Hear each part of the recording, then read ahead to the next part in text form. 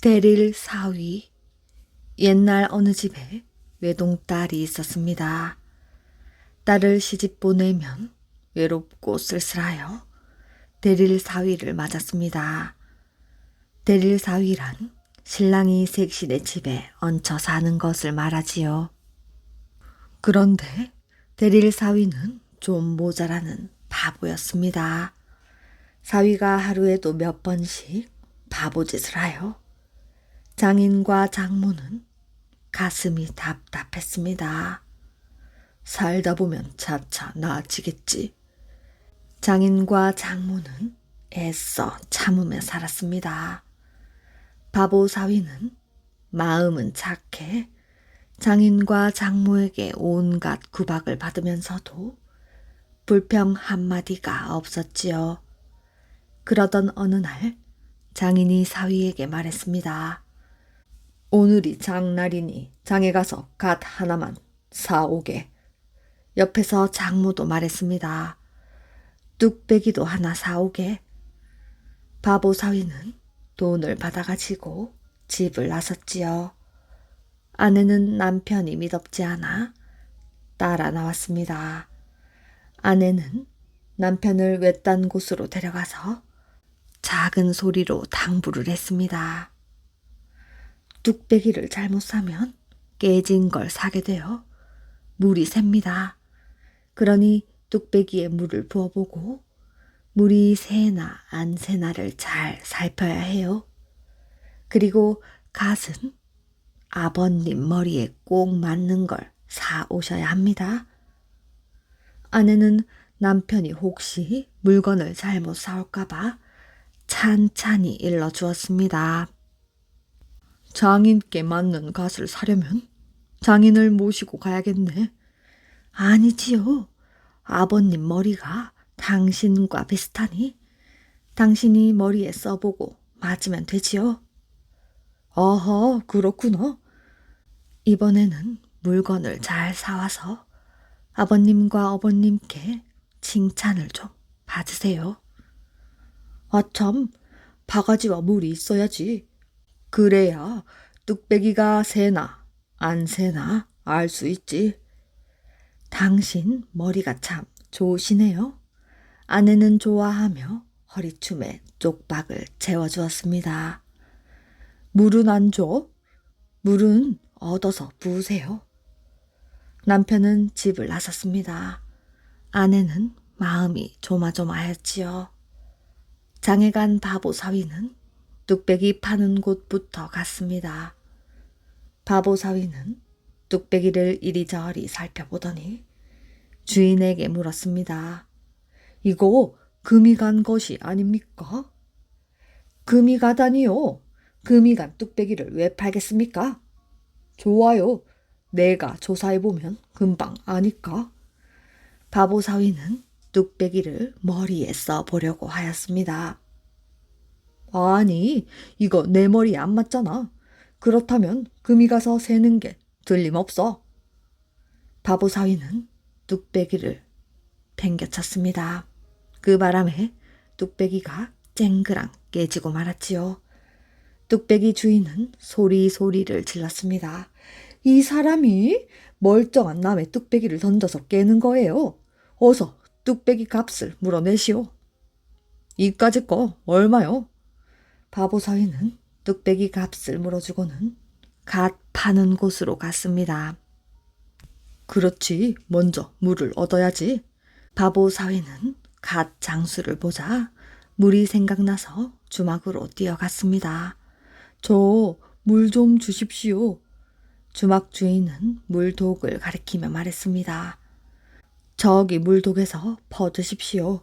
바보 사위는 허리춤에서 쪽박을 꺼내 도가니의 물을 붓습니다. 아니, 이거 깨끗한 물이 아니라 구정물이잖아.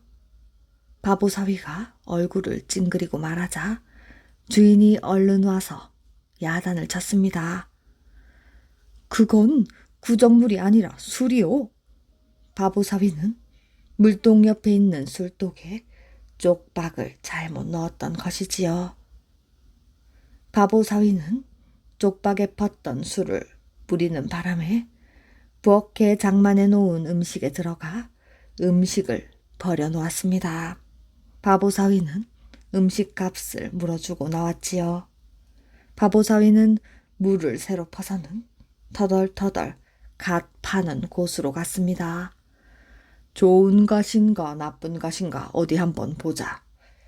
바보사위는 갓에 물을 부어보았지요. 붓는 대로 물이 줄줄 샜습니다. 물이 새잖아. 엉터리 같은 갓을 파는군. 바보사위는 갓을 내동댕이 치고 발로 짓밟았습니다. 이런 미친놈이 다 있나? 왜 남의 멀쩡한 갓을 다 못쓰게 만들어 놓는 거지? 갓 장수가 갓을 물어달라고 하자 바보사위는 갓 값을 물어주고 집으로 돌아왔습니다. 대문 앞에서 기다리고 있던 아내가 물었지요. 아니, 왜 그냥 오세요? 뚝배기도 갓도 다 못 쓰겠어. 그게 무슨 말씀이세요? 뚝배기는 내 머리에 맞는 것이 없고 갓은 모두 물이 새어 살 수가 있어야지. 그게 무슨 말씀이세요? 저는 그 반대로 말했잖아요. 아내는 어처구니가 없어 신랑을 멍하니 바라보았습니다. 돈은요? 뚝배기와 갓을 조사하다가 망가뜨려서 모두 물어주고 말았지. 아내는 그래도 자기 남편이라 부모님에게 욕을 먹게 하지 않으려고 장애에 가다가 그만 배가 아파서 돌아왔다고 말하라고 돈을 주며 일러주었습니다. 바보사위는 장인과 장모에게 가서 이렇게 말하였습니다. 돈 여기 있습니다. 뚝배기가 아파서 뚝배기를 못 사오고요.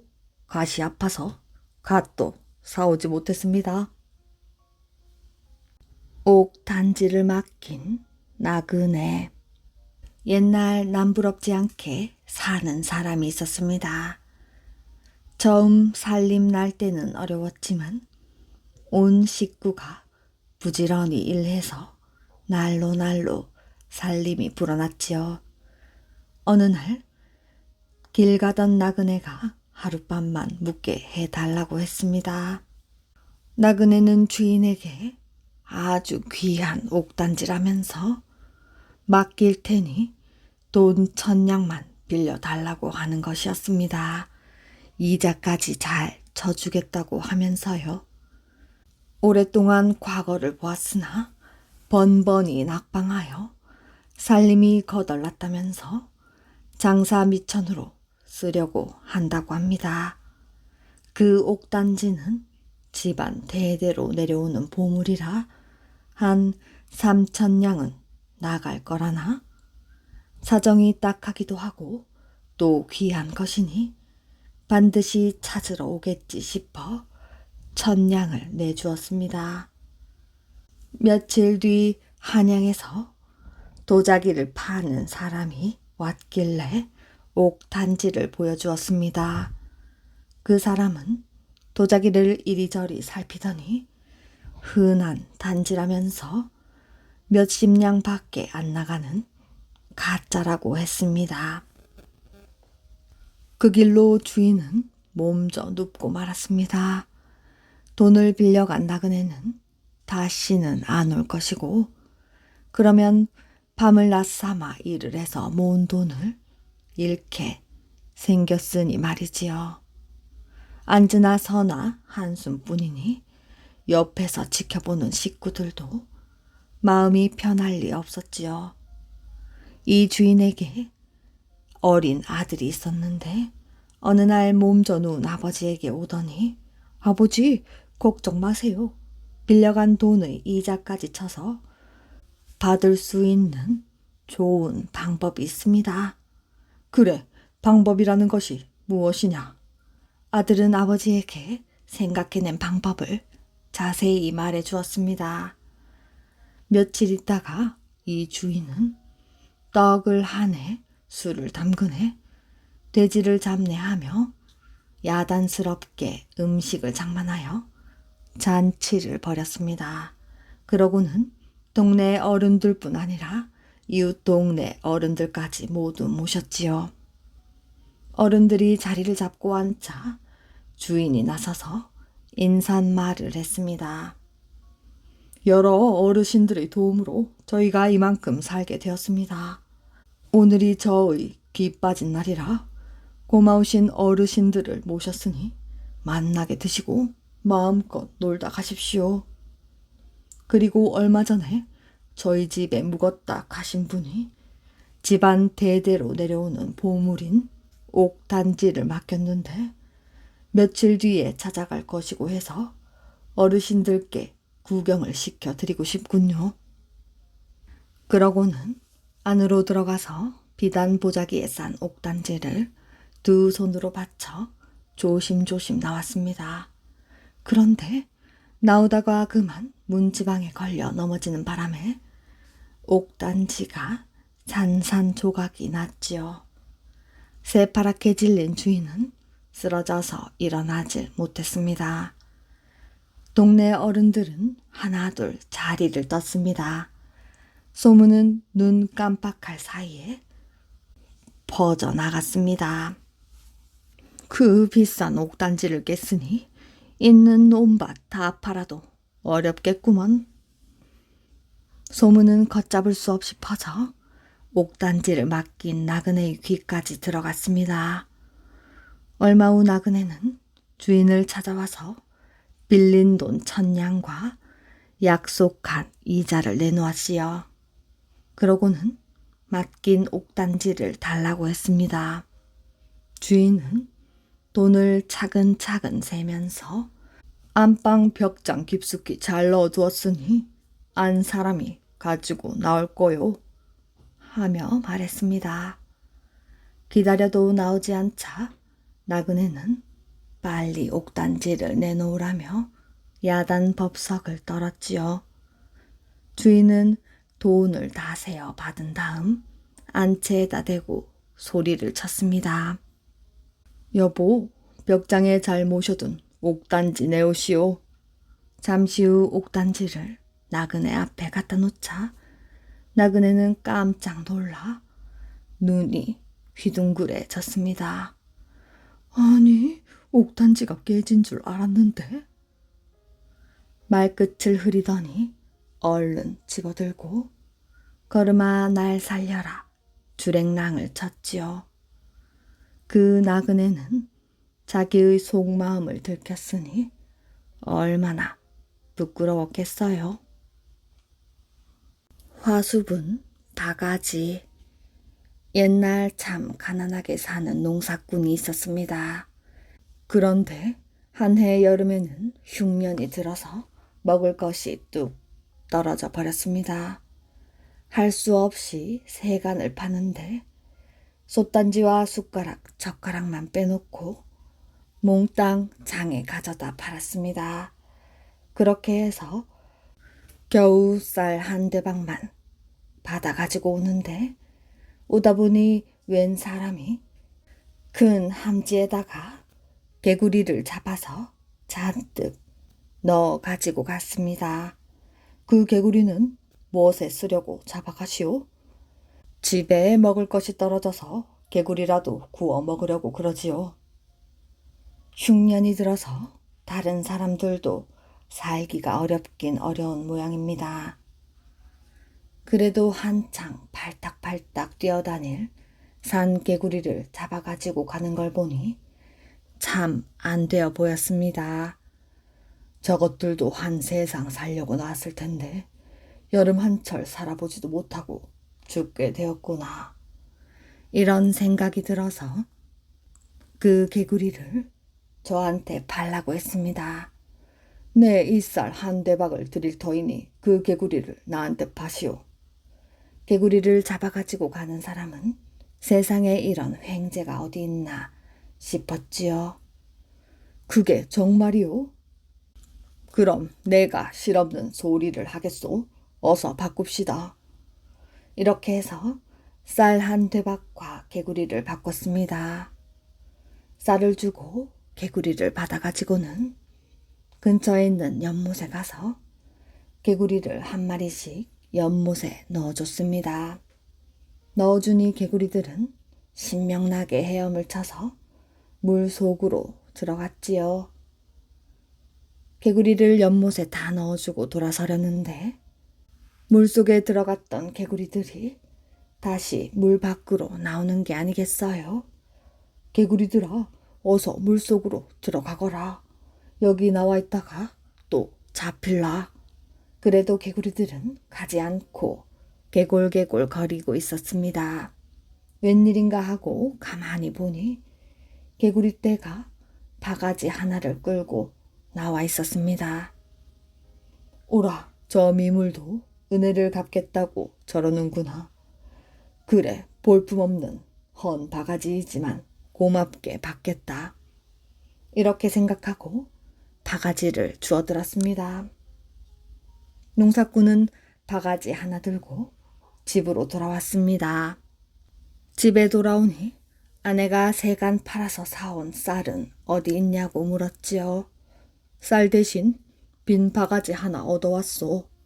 부엌 부뚜막에 얹어놨으니 요긴하게 쓰시오.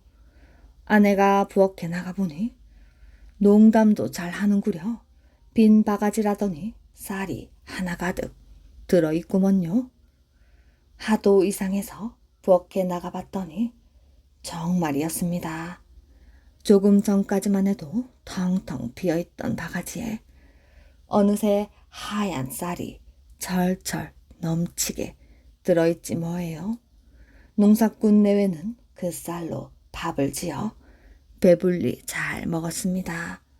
그런데 이튿날 아침에 아내가 부엌에 가보니 어제 텅텅 비워놓은 바가지에 또 쌀이 한가득 들어있었습니다.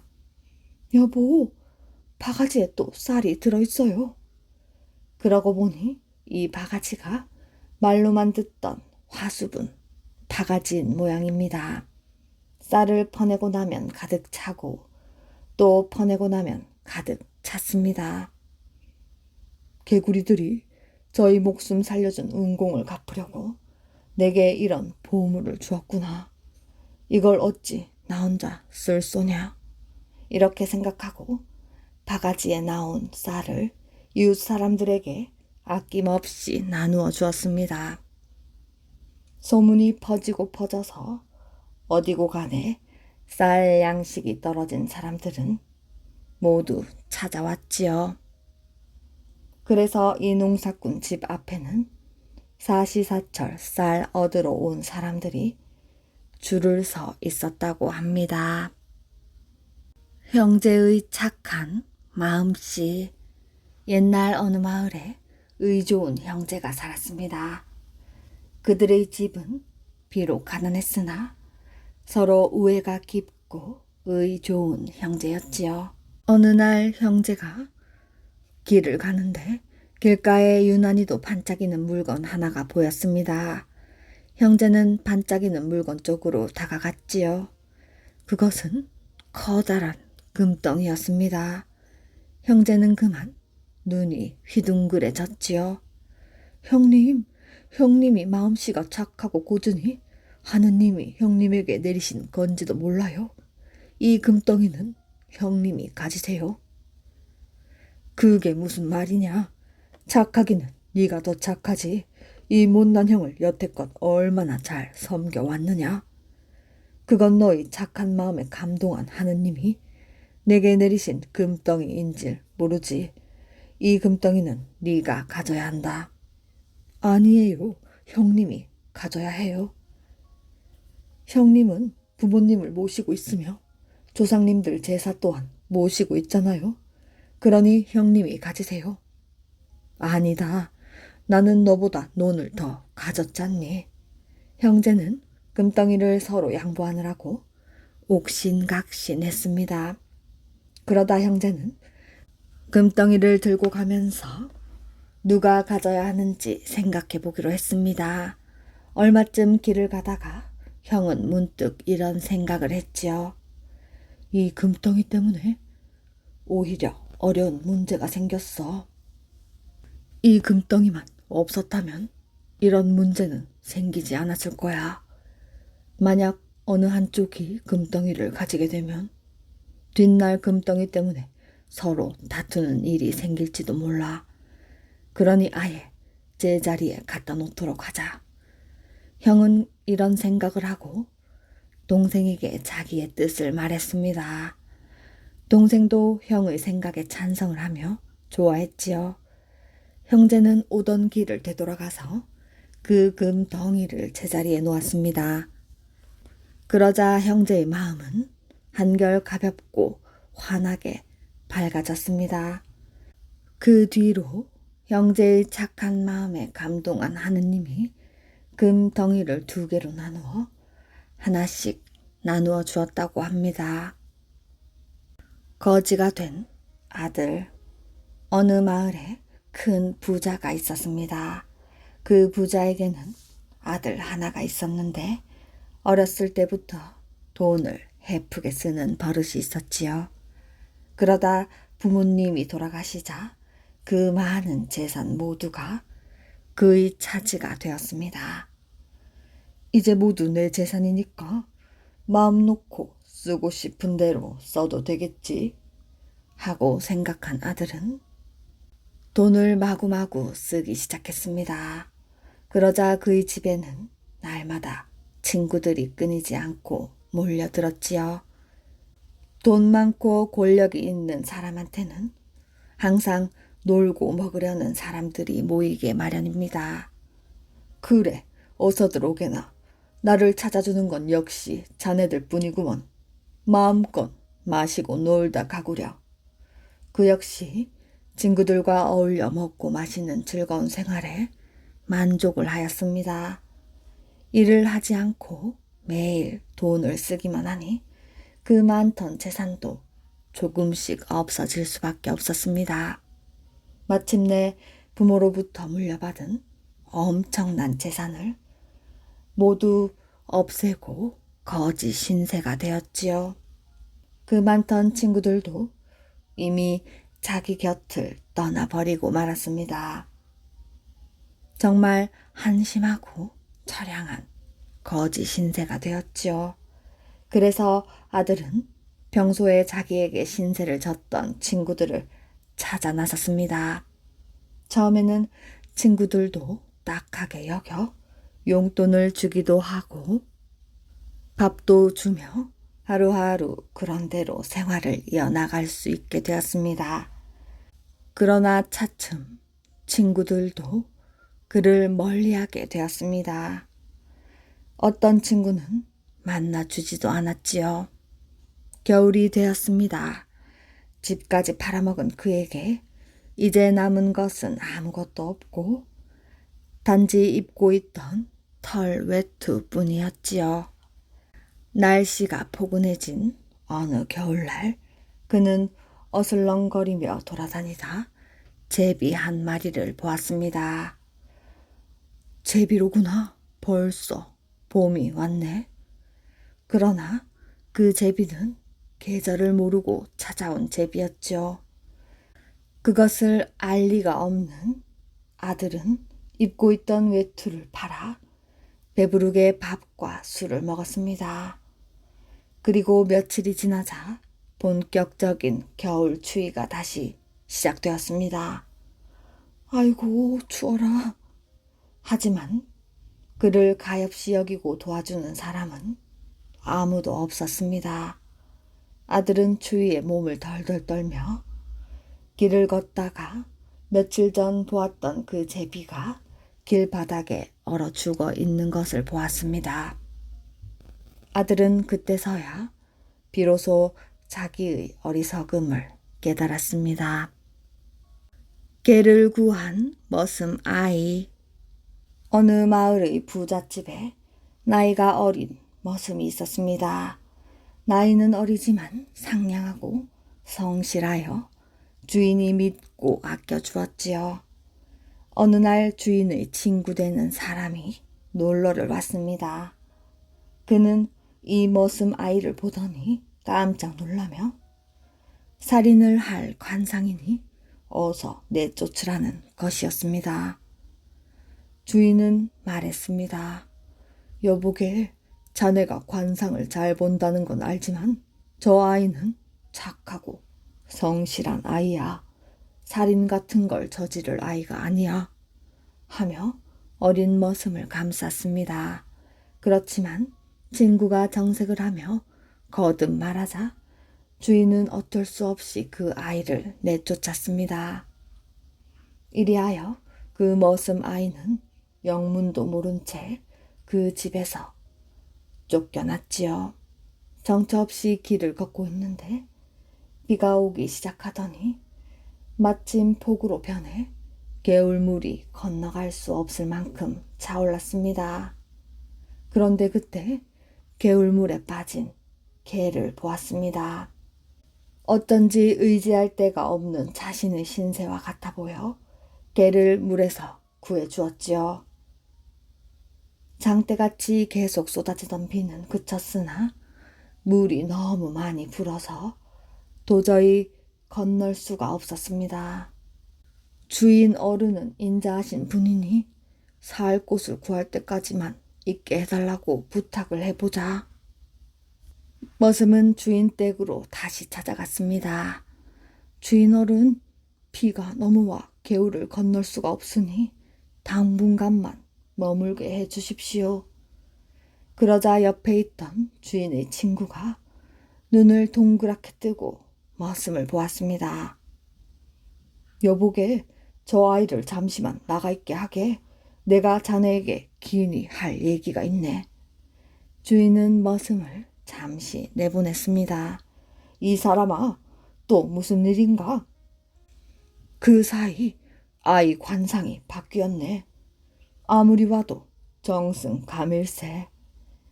이 사람 점점 이상한 말만 하는군. 사람의 사주팔자가 그렇게 자주 바뀐단 말이야? 그럼 사람의 관상이란 얼마든지 쉽게 바꿔지는 것일세.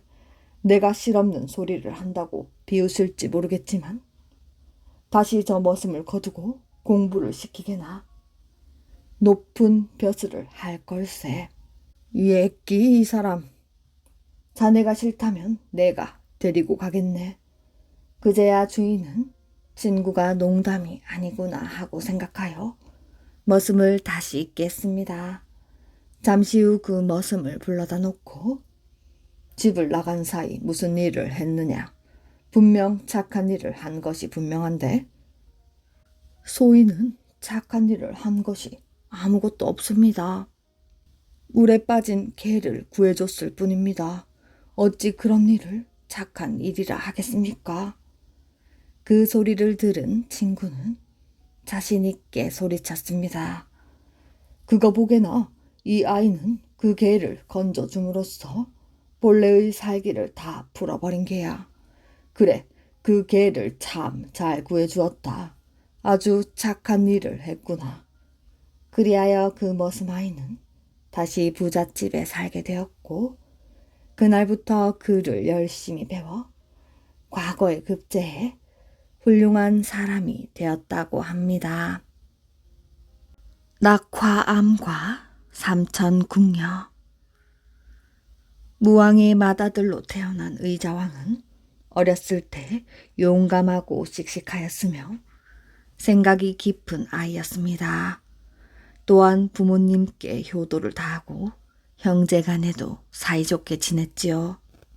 의자왕은 아버지가 죽자 그 뒤를 이어 왕위에 오르게 되었습니다.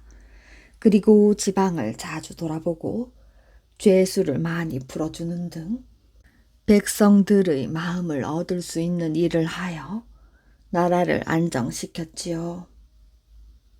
이러한 일들을 바탕으로 나라를 강하게 한 의자왕은 다른 어느 왕보다도 신라를 많이 공격했습니다. 왕이 가진 권력이 안정되고 신라와의 전쟁에서도 어느 정도 이기게 되자 의자왕은 점점 스스로 만족해하고 일을 귀찮아하며 편안해지려고만 했습니다. 특히 왕이 된 지 15년이 됐을 정도부터는 술과 여자에게만 정신을 쏟고 나라의 일을 제대로 돌보지 않았습니다. 그래서 그의 주위에는 자신에게 도움이 되고 좋은 것만 챙기는 나쁜 신하들이 많았지요.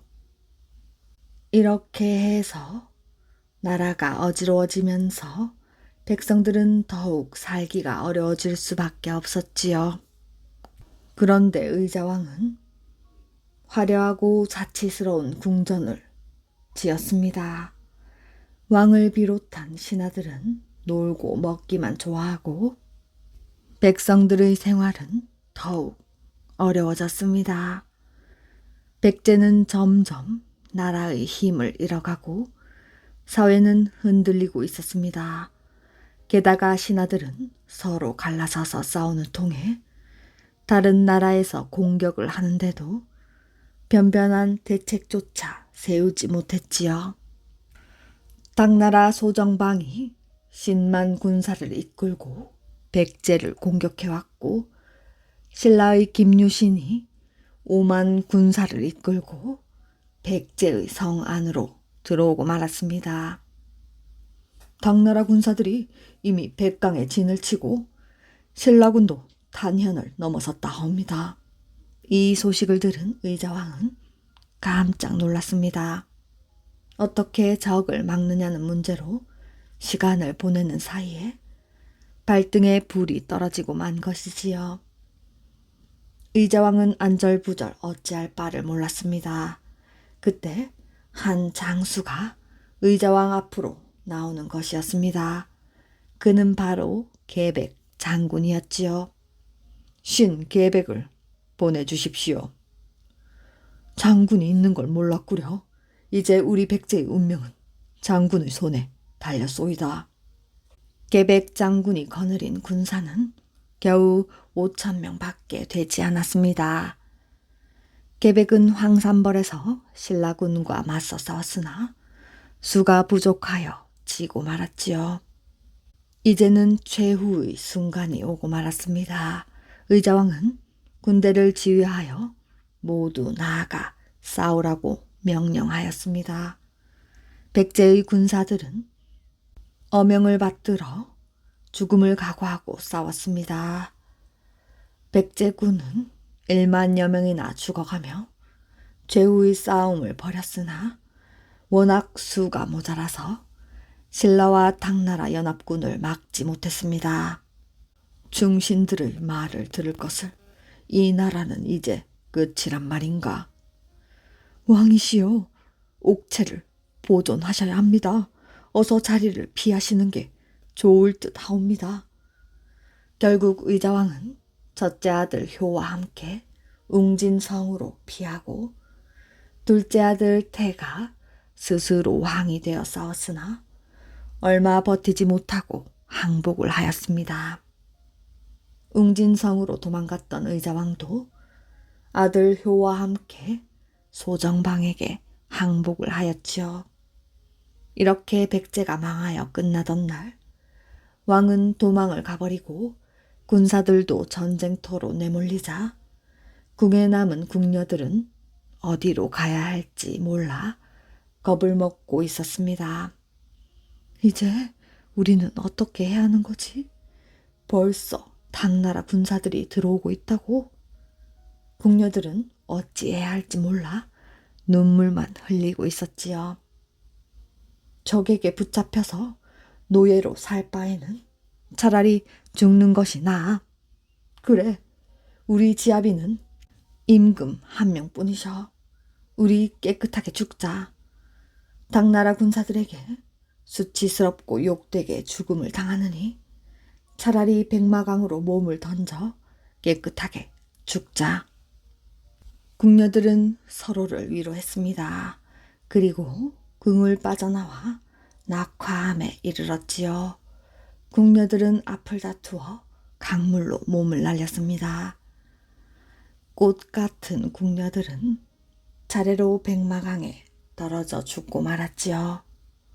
이리하여 당나라 군사를 피해 3,000명의 궁녀들이 치마를 뒤집어 쓰고 꽃잎처럼 낙화암 절벽을 뛰어내리고 말았다는 전설이 지금까지 전해져 내려오고 있습니다.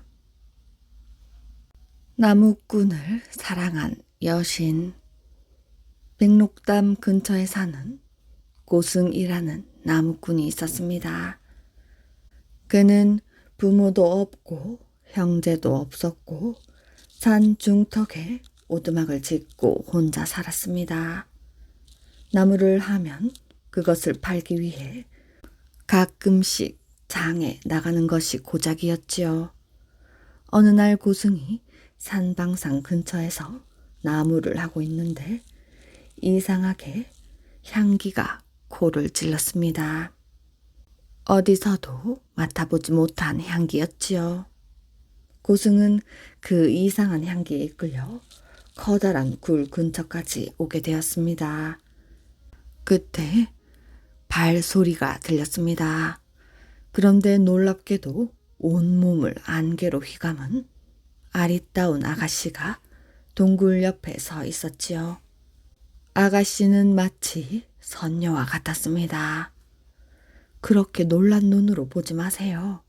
저는 이 산방산에 사는 산방덕이라고 합니다. 다소곳이 고개를 숙이며 대답한 아가씨는 웃음을 머금고 있었습니다. 고승은 가슴이 두근두근했습니다. 아무래도 하늘이 혼자 사는 자기의 처지를 가엾게 여겨 아름다운 아가씨를 보내준 것만 같았습니다. 고승은 용기를 냈습니다.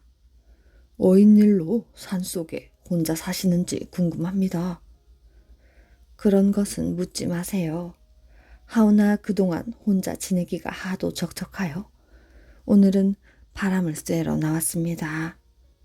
고승은 꿈을 꾸는 것만 같았습니다. 저는 이 산에서 나무를 하는 고승이라고 하오. 알고 있습니다. 고승은 또 한 번 놀랐습니다. 산방산에는 사람이 사는 인가라고는 없는데 자기를 보았다니 혹 자신이 귀신에게 홀린 것이 아닌가 하고 다시 아가씨를 쳐다보았습니다. 그러나 틀림없는 사람이었지요. 저를 어떻게 아십니까? 저는 매일 낭군님을 보고 있었습니다. 약간은 의심쩍기도 했지만 고승은 아가씨와 꿈 같은 시간을 보냈습니다. 아가씨는 산방산 곳곳을 훤히 알고 있었지요. 낭자는 어떻게 해서 이곳을 그렇게 잘 아십니까? 그러나 산방덕은 웃기만 할 뿐 대답을 하지 않았지요. 산방덕이 입고 있는 옷이나 얼굴로 볼 때 병민의 집안이 딸이 아니라는 것은 분명했습니다. 고승은 단 한 번 만남으로 산방덕을 사랑하게 되었습니다. 고승은 해가 져도 집으로 돌아가고 싶지 않았지요. 낭자가 살고 있는 집이라도 알려주면 고승은 수줍게 말했습니다. 그러나 산방덕은 고개를 흔들었습니다. 고승은 해가 지는 줄도 모르고 산방덕과 이야기를 나누었지요. 내일 이곳으로 오시면 저를 만나실 수 있을 것입니다. 정말입니까? 고승은 뛸 듯이 기뻤습니다. 밤에도 낭자가 보고 싶으면 어떡하지요? 밤에는 별을 보세요. 저는 분명 그 밤하늘에 있을 것입니다. 낮에는요? 낮에는 이 산속에 피어있는 꽃들을 보세요. 그 꽃들 속에 저는 있을 거예요. 고승은 산방덕의 말을 정확하게 이해할 수 없었습니다. 어느 별이 낭자 별인가요? 제주도 하늘 한가운데서 가장 반짝이는 별이지요. 찾을 수 있을지 모르겠소. 날이 저물어 아가씨와 헤어지고 집으로 돌아와서도 고승은 잠을 이루지 못했습니다. 마당에 나와 별을 보았습니다. 하늘에는 무수히 많은 별들이 있었기 때문에 고승은 아가씨의 별을 찾을 수 없었지요. 고승은 아가씨의 별을 찾느라고 밤을 새웠습니다. 고승은 다음날 아침 일찍 지게를 지고 산으로 올라갔지요. 그러나 동굴 옆에서 아무리 기다려도 산방덕은 나타나지 않았습니다. 고승은 꽃들 속에서 산방덕을 찾았습니다. 그러나 아무리 쳐다보아도 어느 것이 산방덕의 꽃인지 알 수가 없었지요. 절망한 고승은 무릎 위에 얼굴을 파묻고 산방덕의 얼굴을 그려보고 있었습니다. 그때 갑자기 날이 점점 흐려지고 있었지요. 별 이상한 일도 다 있군. 고승은 더 이상 추위를 견딜 수가 없었습니다. 그렇지만 그냥 산을 내려갈 수는 없었습니다. 무슨 일이 있더라도 산방덕을 만나야겠다는 생각뿐이었지요. 차가운 비가 흩날리기 시작했습니다. 작은 나뭇 가지들이 부러지고 돌멩이들이 하늘을 날았습니다. 고승은 동굴로 몸을 피하기 위해 걸음을 내디뎠습니다. 그렇지 않으면 바람에 날아가 버릴 것 같았습니다. 바로 그때 소리가 들렸습니다. 산방덕이었지요. 그 동굴에 들어가시면 안 돼요. 낭자는 어디 살고 있습니까? 그런 건 묻지 마세요. 나는 온종일 낭자를 기다렸소.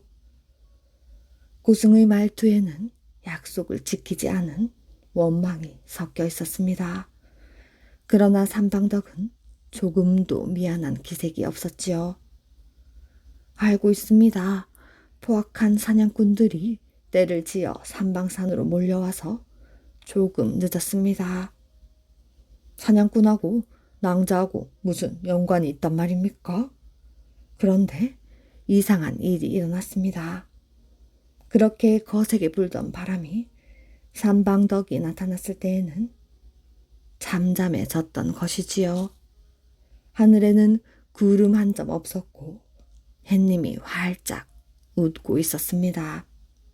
고승은 꿈을 꾸는 것 같았습니다. 그런 건 차츰차츰 알게 될 것입니다. 산방덕은 연잎에 싼 주먹밥을 내밀었습니다. 고승은 옆에서 산방덕이 지켜보는 것도 있고 단숨에 주먹밥을 몽땅 먹어치웠습니다. 고승은 태어나서 처음으로 남이 해주는 밥을 먹었습니다. 마치 산방덕이 자기의 색시가 된 것 같았지요. 절대로 이 동굴에 들어가시면 안 됩니다. 이 동굴에 한번 들어가시면 절대로 다시 밖으로 나오지 못합니다. 아시겠지요? 고승은 고개를 끄덕거렸습니다. 고승은 어제와 마찬가지로 산방덕과 산방상 이곳 저곳을 돌아다니며 놀았습니다. 돌아오는 저녁 때에는 한 짐의 나무도 할 수 있었지요. 그러던 어느 날 고승은 큰 결심을 하게 되었습니다. 산방덕을 색시로 맞아들여야겠다는 결심을 한 것이지요. 내가 오늘 드릴 말씀이 있어. 알고 있습니다. 뭘 알고 있어? 나한테 아내가 되어 달라는 말씀이시지요? 고승은 얼굴을 붉히며 고개를 숙였습니다. 낭군님의 뜻대로 하겠습니다. 그렇지만 더 이상 나무를 하시면 안 됩니다. 고승은 아내가 되어주겠다는 것까지 좋으나 산에서 나무를 하지 말라면 어떻게 살아야 할지 막막했습니다. 나무를 하지 않으면 살림은 어떻게 꾸리겠소? 꼭 나무를 하지 않아도 됩니다. 산방산에서 나는 약초를 캐다가 마당에 심으면 얼마든지 생활을 할 수 있습니다. 난 약초에 대해서 잘 모르오. 그런 건 걱정하지 않으셔도 됩니다. 낭군님은 제가 캐오는 약초를 마당에 심으시기만 하면 됩니다. 그리고 낭군님과 제가 함께 산다는 것을 다른 사람이 모르게 하여 주십시오. 그건 또 왜? 그런 건 묻지 마시고 그저 제가 시키는 대로 해 주십시오. 그렇게 해서 고승은 선녀처럼 아름다운 산방덕과 결혼하게 되었습니다. 그러나 삼방덕과의 약속을 지킬 수가 없었습니다. 술이 화근이었지요. 결국 고승은 약초를 팔기 위해 장에 간 날 그만 자신이 삼방덕과 함께 살고 있다는 것을 사람들에게 자랑하고 말았습니다. 소문은 금방 온 마을에 퍼졌습니다. 소문이 퍼지고 퍼져 관가에까지 갔습니다. 당시 벼슬아치들은 오로지 백성들을 괴롭히는 데만 골몰하고 있었습니다. 술을 좋아하는 사또는 고승이 선녀처럼 아름다운 여인을 아내로 맞았다는 소문을 듣고 가만히 있을 수 없었습니다. 그러던 어느 날 사또는 몰래 고승의 집을 정탐하기로 했습니다. 그런데 뜻밖에도 고승의 집 오두막에는 이름 모를 약초들이 아름답게 피어 있었습니다. 사또는 삼방덕도 탐이 났지만 그 아름다운 약초도 갖고 싶었지요. 그때 고승은 아무것도 모르고 오로지 술 마시는데 시간을 보내고 있었습니다. 약초는 그저 심어놓기만 하면 잘 자랐습니다. 고승은 아침에 아랫마을에 내려가서 저녁 때가 되면 술에 취해 집으로 돌아왔습니다. 나무를 하지 않는다고 이렇게 술만 마시면 어떻게 합니까? 보다 못한 삼방덕이 그렇게 말하자 고승은 비실비실 웃었습니다. 내가 할 일은 술 마시는 것밖에 없소. 사내 대장부가 세상에서 할 일은 하늘의 별만큼 많습니다. 어찌 자신이 할 일을 찾지 않고 몸과 마음을 술에 의지해 망치시려고 하십니까? 일을 하지 않아도 배불리 먹을 수 있는데 무슨 일을 하란 말이야? 삼방덕의 고운 두 눈에 이슬이 맺혔습니다. 고승이 집에 있는 날은 얼마 되지 않았습니다. 삼방덕이 약초를 캐오다가 마당에 키워 그것을 팔아 살림을 하였지요. 나무꾼 고승은 어느새 술주정뱅이로 이름이 났습니다. 사또는 속으로 쾌재를 불렀습니다. 드디어 사또는 많은 아전들을 거느리고 고승의 집을 찾았습니다. 이리 오너라. 사또는 갖은 위엄을 부리며 소리를 질렀습니다. 고승은 아랫마을로 술을 마시러 가고 없었지요. 삼방덕은 얼른 밖으로 나왔습니다. 삼방덕의 아름다움은 선녀와도 같았습니다. 그런데 어인 일이십니까? 삼방덕은 사또의 마음을 짐작하고 똑바로 쳐다보았습니다. 사또는 당장에라도 삼방덕을 데리고 관가로 가고 싶었지만 그럴 수가 없었습니다. 아무 일도 아니요. 그저 우연히 이곳을 지나가다 들렸소. 삼방덕은 사또를 바라보며 빙긋 웃음을 지었습니다. 그 웃음에 사또는 그냥 돌아갈 수밖에 없었지요. 사또는 관청으로 돌아와 고승에게 관가로 오라는 분부를 내렸습니다. 죄명은 삼방산의 약초를 함부로 캐다가 마당에 심었다는 것이었습니다. 산에서 약초를 캐는 것은 죄가 되지 않았지만 사또 마음대로 고승에게 죄를 뒤집어 씌운 것이지요. 나를 가만두지 않을 거야. 사또가 바라는 것은 나니까 당신은 괜찮을 것입니다. 삼방덕의 말에 고승은 할 수 없이 관가를 찾아갔습니다. 내 이놈 고승아, 감히 나라 땅인 삼방산에서 관가의 허락도 없이 약초를 캐다니 그것이 얼마나 큰 죄인지 알고 있느냐? 저는 모릅니다. 약초를 캐는 것은 전적으로 제 아내가. 부부는 일심동체라 하였다. 네 아내의 죄가 네 죄가 되는지 모르느냐? 아이고 사또님, 목숨만 살려주십시오.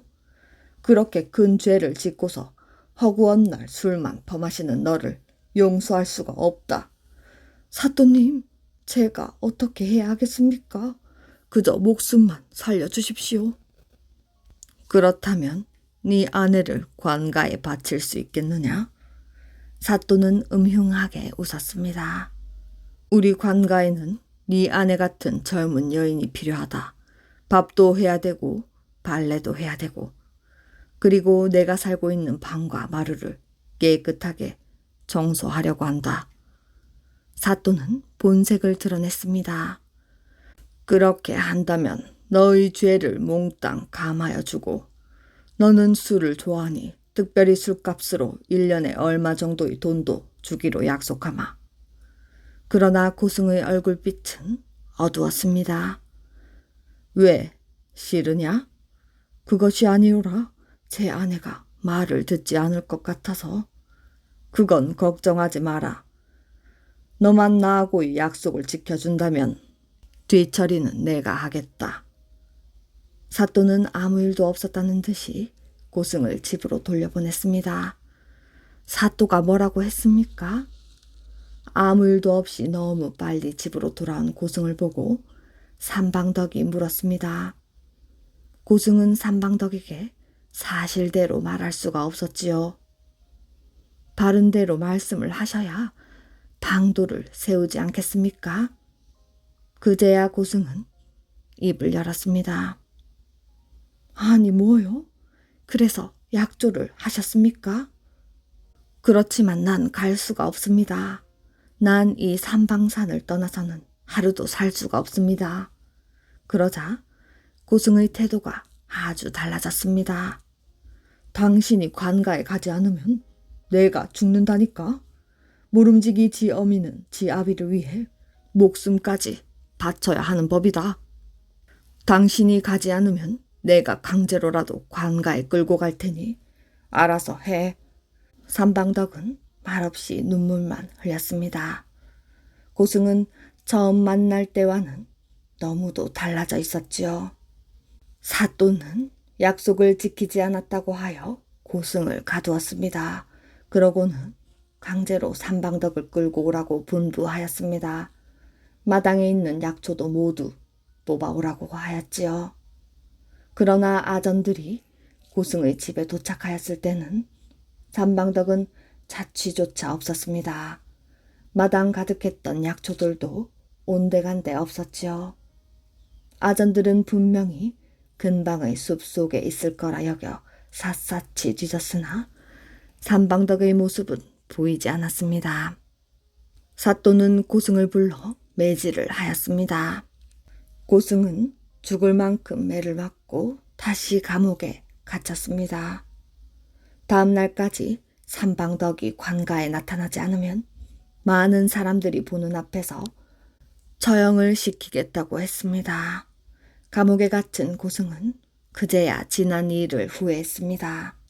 고승은 눈물을 흘리며 삼방덕을 불렀습니다. 바로 그날 밤 고승과 사또의 꿈에 삼방덕이 나타났습니다. 나는 저 삼방산의 여신 삼방덕이요. 여기서 내려다본 인간 세계가 하도 곱고 아름다워 보이기에 굴 속에서 나와 인간과 인연을 맺었더니 인간 세계는 너무도 추악하기로 다시 굴 속으로 들어왔소. 이제 다시는 나가지 않으리라. 앞으로 사또 그대가 어떻게 하는가에 따라 벌을 내릴 것이니 알아서 하시오. 삼방덕은 그렇게 다짐하면서 고승을 향해 서럽게 울었습니다. 서방님, 부디 평안히 사시옵소서. 처음 마음은 서방님이 이 세상에 하직하는 날까지 함께 하기로 하였으나 이제 모두 부질없는 일이 되고 말았습니다. 비록 서방님과 함께 하지는 못하오나 저는 낮이나 밤이나 서방님을 생각하며 눈물로 세월을 보내겠사옵니다. 여보, 내가 잘못했소. 그러나 고승의 외침이 채 끝나기도 전에 삼방덕은 어디론가 사라져 버렸습니다. 다음 날 아침 사또는 고승을 풀어주었습니다. 고승은 울면서 삼방산으로 올라갔습니다.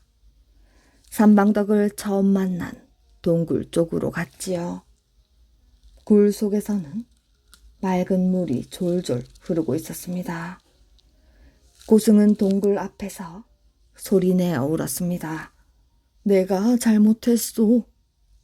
그러나 후회해도 엎질러진 물이었습니다. 고승은 입술을 깨물었습니다. 삼방덕이 없이 사는 것보다 차라리 동굴 속으로 들어가 영원히 세상 밖으로 나오고 싶지 않았습니다. 한번 들어가면 영영 나오지 못하는 동굴로 들어간 것이지요. 그 후 아무도 고승이나 삼방덕을 보았다는 사람이 없었습니다. 그런 일이 있은 뒤부터 이 굴을 삼방덕이 살았던 굴이라 하여 삼방굴이라 하게 되었으며, 지금도 이곳에서 흘러나오는 맑은 물은 삼방산의 여신 삼방덕이 흘리는 눈물이라고 전해진다고 합니다. 이야기 재미있게 잘 들으셨나요? 이야기를 들어주셔서 정말 감사합니다. 물이 선소 이불위하고 물이 악소 이지위하라 라는 말이 있습니다. 착한 일은 비록 작다 해도 실행해야 하고, 악한 일은 그 일이 비록 작다고 해도 행하지 말아야 한다는 뜻입니다. 아름답고 착한 마음씨는 주위 사람들에게도 전해지는 법이지요. 착한 행동은 또 다른 착한 행동을 낳는 것입니다. 간단하지만 작은 좋은 일이라도 하루에 하나씩 해보면 좋겠다고 생각하게 되었습니다. 오늘의 이야기 여기까지입니다. 편안한 밤 되시길 바랍니다.